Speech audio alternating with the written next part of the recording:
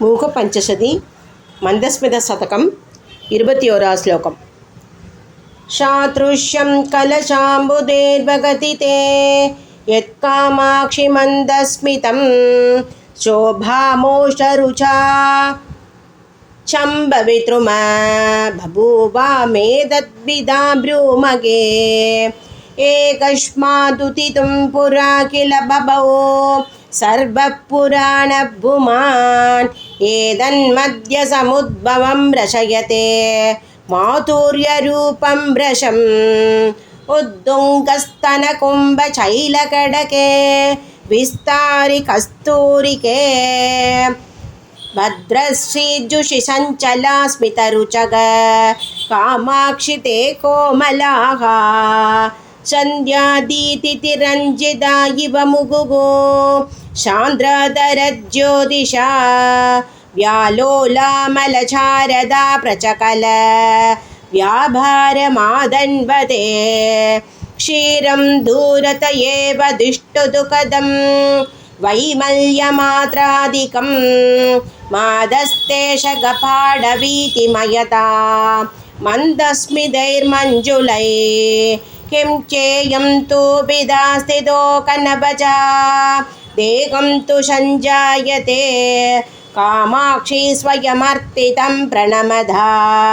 मेदत्तु दोदुह्यते कर्पूरैरमृतै जगज्जननि ते गान्धै चन्द्रादपैः मुक्ताहारगुणै मृणालवलये मुक्तस्मितश्रीरियं श्रीकाञ्चीपुरनायिकेशमदया संस्तूयते सज्जनैः तत्तातृङ्ममधाभशान्तिवितये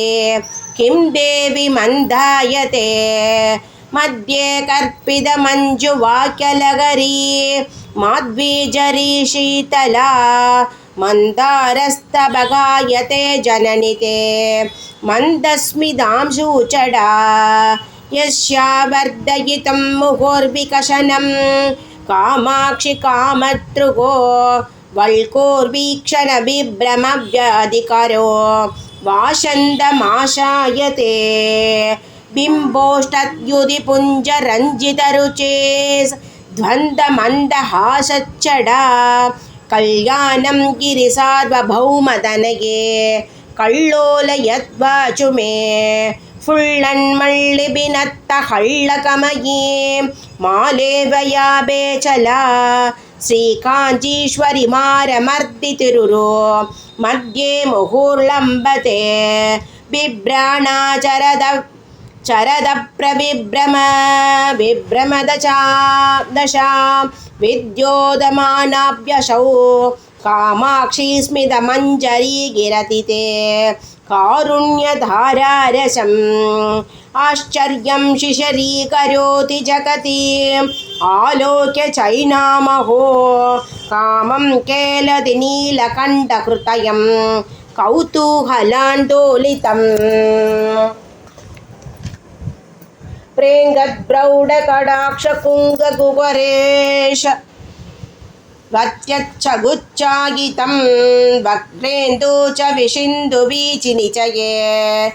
फेनप्रदानायितं नैरन्तर्य विजृम्भितस्तनतडे नैचोलपट्टायितं कल्मषं कबलीकरोतु मम ते